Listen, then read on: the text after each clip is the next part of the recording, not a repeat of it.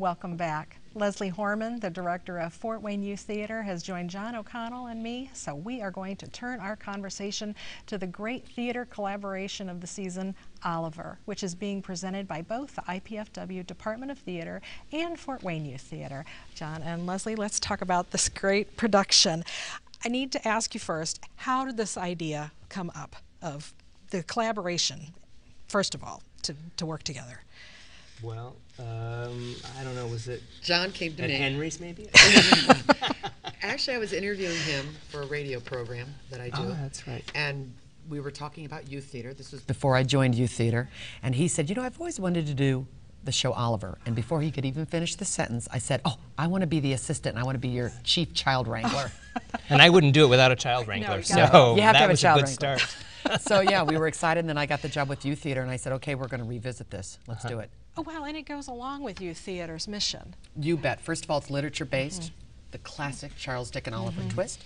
Number two, it extends our education and takes these students that have been working with us, some of them since preschool, and ideally shows them the opportunities beyond high school. And theoretically and ideally, youth theater should be feeding in, you know, into the Department of Theater at IPFW. It's a natural fit. Well, and then so the Department of Theater is helping with the costume design, the sets, and all of those sorts of things. The Department of Theater, one of the reasons that, to go back to your first question about collaboration, my goal as chair of the Department of Theater has been for a long time to continue and expand the outreach program of the Department of Theater into the community. And we haven't had the opportunity to perform outside of our spaces, and I wanted to do a collaboration with another theater in town, and I'm told that this is the first actual collaboration between two theater companies in town. Making history. There's been collaboration with the Phil and those sort of things. So The ballet, etc. I'm very happy about that, and so I wanted to move off of campus, and once we decided we were doing Oliver and we knew how big the cast would be, there's no way we could do that at IPFW. Right. That's a big show. It's a huge show. And so my artistic staff, our designers, our set designers, our lighting designers, our costume designers, we're designing the whole show and building the whole show at IPFW.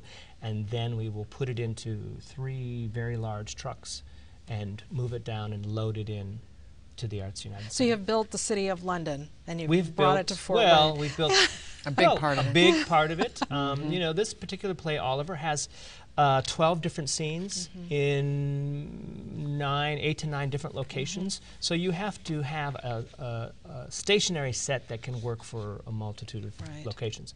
So you've built the set, you'll move it down there. That's got to be a challenge. Huge challenge. Yeah, absolutely. And it's a good experience for our students. This idea that we're going to load trucks on a Friday. Saturday morning, we're going to bring those trucks to Arts United at 10 o'clock, and we're going to unload 3 huge trucks, and then put a set up, hang lights, do all of that. That's an experience for our college students, because that's what a bus and truck show on a national tour is. If you're in the C tour, or the B or C tour, you're in a bus and there's a truck and you're waiting for it to be unloaded and mounted for a 2-day run, and it gets put back up again. So it's a good experience for our students. It's real live theater for them. I mean, truly a bigger experience than bet. usual. So you each have your own roles in this. Tell me about how you're balancing your roles, what you're each doing. Well, child first and foremost is she's the child wrangler. First and foremost, he's in charge of everything. He's the overseer. He is head director. But yeah, there's a lot of aspects that obviously go into this show, and he's got such a wonderful production staff at IPFW. He's worked with them obviously, and so he oversees everything. And I have complete control over the children. And how many children are in this? 26. Wow. 26. There's the interesting thing is that there's 26 children, and there are 24 orphans that are in the first scene, and that's about it. But out of that, we picked 7 young boys or boys who are between 11 and 13 to be the pickpockets, because the pickpockets are orphans and also pickpockets for us. And I have to tell you, the pickpockets it's a huge role. Have a lot to do. They have like 5 or 6 dance numbers that they have to learn, 3 of which are back to back. And these 11-year-olds are impressing me so much I can't even tell you. It's just, I mean, the audience is going to be surprised, because it's our college students who, quite frankly, are some pretty good dancers. Great dancers. With little 11-years right next to them doing the same thing. Well, you know, that's a good setup for showing a video clip that we have a little rehearsal of Pick a Pocket. Pick a Pocket or Two. Pick a Pocket or Two. That's so right. Many Choreographed by toe-tapping tunes. Brittany Coughlin is one of our choreographers. Leslie did the choreography for the orphans, and Brittany Coughlin's doing the choreographer for the main chorus and cast. Okay, cast so of 50 altogether. Let's see if we can just watch a little snippet of this. You see all of us. In this life, one thing counts in the bank. Large amounts. These don't grow on trees. You've got to pick a pocket or two. You've got to pick a pocket or two. You've got to pick a pocket or two. Large amounts don't grow on trees. You've got to pick a pocket or two. That's all around how to do it, ain't it, dear? Why should we stupidly paying tax? Better get some untaxed income. You better pick a pocket or two. You've got to pick a pocket or two. Boys, you've got to pick a pocket or two. Why should we all break our backs? You've got to pick a pocket or two. Come here. Robin Hood, what a crook, gave away all we took. Charity's mine, subscribe to mine. Get out and pick a pocket or two. You've got to pick a pocket or two. You've got to pick a pocket or two. Robin Hood was far too good. You have to pick a pocket or two. That's right. From Bill Sykes, he can whip what he likes. I recall he started small. He had to pick a pocket or two. You got to pick a pocket or two. Boys, you've got to pick a pocket or two. We could be like old Bill Sykes if we pick a pocket or two.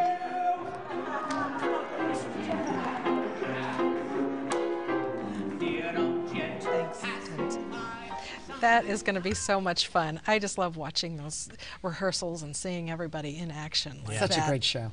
Well, And great songs. well, you There's know, like 4 or 5 songs that everybody knows. everybody knows. And they will walk out of the theater singing "Pick a Pocket or Two," "Consider Yourself," "Who Will Buy," you know, all of Well, these songs.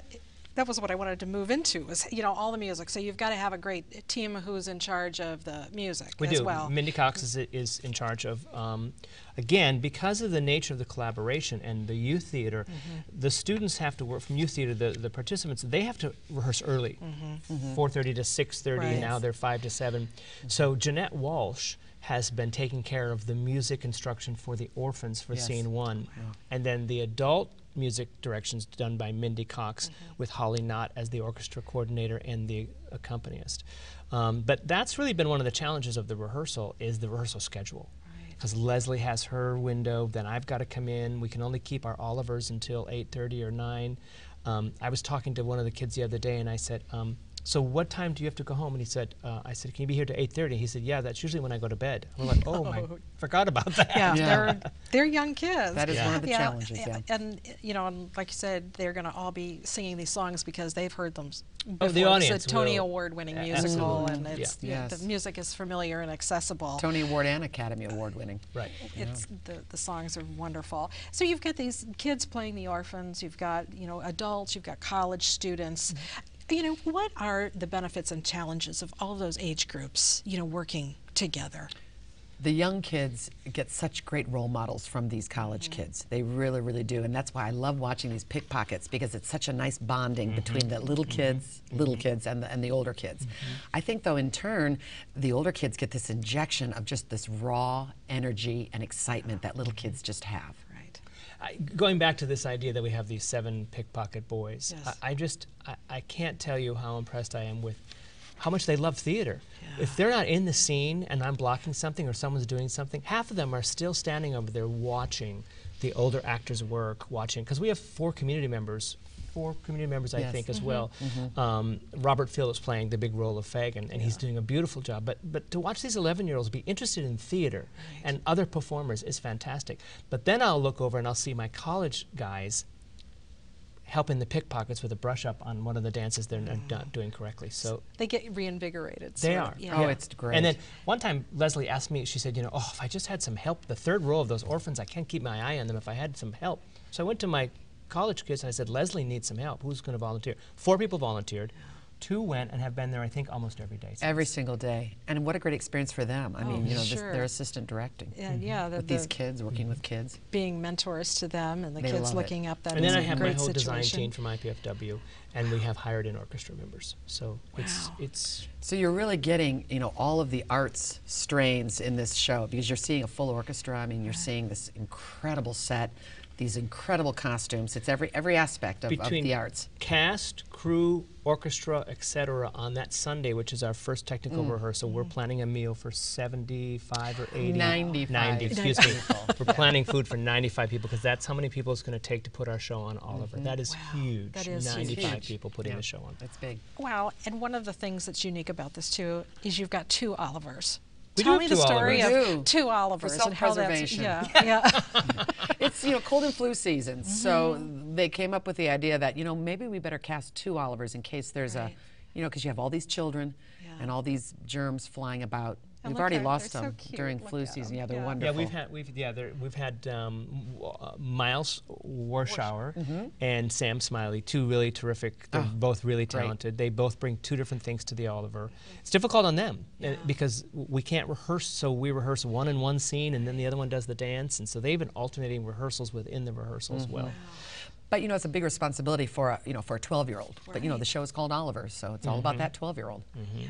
Well, and so they're on an alternating schedule of actual They are. performance dates too, so that they are planning They alternate to every other night with Miles Warschauer doing opening night the 8th, and Sam will pick up the performance on the 9th, and it's thereafter until the next week we reverse that order. But it be publicized who's doing which. But you know, I say come 2 nights and See 'em both. see each them of both. them. You bet. Why not see And- both yeah, Olivers? exactly. And if they're not playing Oliver, then they're an orphan. Yeah, they're so still in the they play. still have something to do. still in the show. You betcha. So this story, I mean, it's a wonderful musical, but it has a nice story too. a great story. You know, what do you hope that the audience takes away, you know, from this production of Oliver? I think the theme of Oliver still transcends to today. Class system. You know, Charles Dickens made a huge commentary on the social and professional situation of old London pre-Civil War. And you know, it's interesting how some of these themes are still resonate today. But it's just so entertaining, and it's got a redeeming ending. It's, you know, it's a great musical. It just is a great classic musical.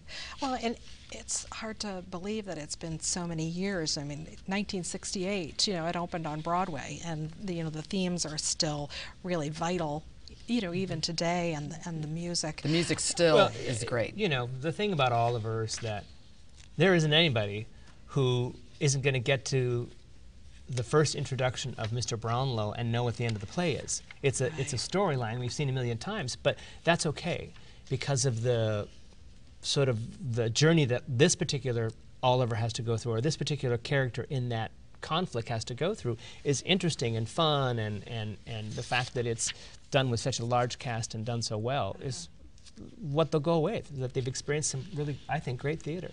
Great theater. And you were saying earlier that you've got an orchestra, so as a Yes. part of the music team, tell me about this orchestra. Yeah, we're going to find out. You know, the luxury, we don't have the luxury of working with them a lot. yeah. So, you know, we So you have work that with an Sunday, and accompanist, that's you it. know, up yeah, until yeah, then. yeah. But But that's what a privilege for these kids to be working with an orchestra. Yeah. I mean, that in Yeah, and it's of not itself. it's not a large orchestra. It's about Right. 8-piece orchestra. But that's just that's a luxury. another piece that you bring That's in. right. Like all of a sudden you bring, here's the set, and now it Well, becomes a whole unfortunately, different. because of the nature of us moving into Arts United, we're going to give them the set, the orchestra, The costumes. the scene changes, Yeah. the lights, the microphones. All of that happens on Sunday. The costumes will wait till Monday, but all the other technical stuff, sound, microphones, monitors, all of that gets added on that Sunday. But Sunday's a beast. Beast. With 95 people Yeah, all yeah, yeah, yeah. having their own little part in that. Yeah, 95 people, yeah, a quarter of which are under the age of, 12. So put that in the recipe. And we're talking about costumes, so you needed an awful lot of costumes for this. 70. 70. Oh, it's important to note that it's interesting because we sent bags of cutouts home with parents. So this. Yeah, they sang. The uniforms that the orphans wear, which sort of looks like a prison uniform, quite frankly. Yes, it does. Were cut out, and 5 families took bags home to sew the pants up because we need 24 matching pairs of pants. But that is something that Youth Theater can bring to the table. We have a lot of great parents that volunteer. Volunteers, and they're kind of used to helping out with the costumes them, and doing all that. Everything. That Saturday load-in, we're counting on them being there for that as well. Wow. Because you don't really have that, with the college kids. Right. Yeah, it's not quite the same. Not the same. So let's talk about the particulars. When, where, how do we get tickets? February 8th through 17th at Arts United Downtown. That's very important. People understand it's not IPFW. Not on it's campus. Arts United Downtown. The big stage. And the box office information? 422-4226. You can call. Box office is open now. Monday through Saturday, 422-4226, or you can even get online with the new ticket system, and that's tickets.artstix.org. Okay. So and don't call the IPFW box office. Right. They'll just have to transfer you. Down there. Wow, Easy. That is just going to be one fabulous Get your collaborative tickets, show. though, because they're selling out. Yeah, that's what I heard. We were Yeah. really selling them like hotcakes. Everyone loves this musical. It's a great musical, and the city hasn't seen it in a long, long time. Well, thank you so much for taking us behind the scenes of Oliver. And thank you for watching. I'm Melinda Haines, and on the next Arts Weekly, we'll chat with Jim Gabbard from the IPFW Department of Visual Communication and Design about his upcoming exhibit featuring the people of Cienfuegos, and also with Maestro Robert Nance about the Heartland Chamber Chorale's family concert taking place Sunday, February 10th at the University of St. Francis. For up-to-the-minute arts updates, you can find us on Facebook, Twitter, and YouTube, and be sure to join us here live Thursday evenings at 7:30 on PBS 39. Thank you for watching.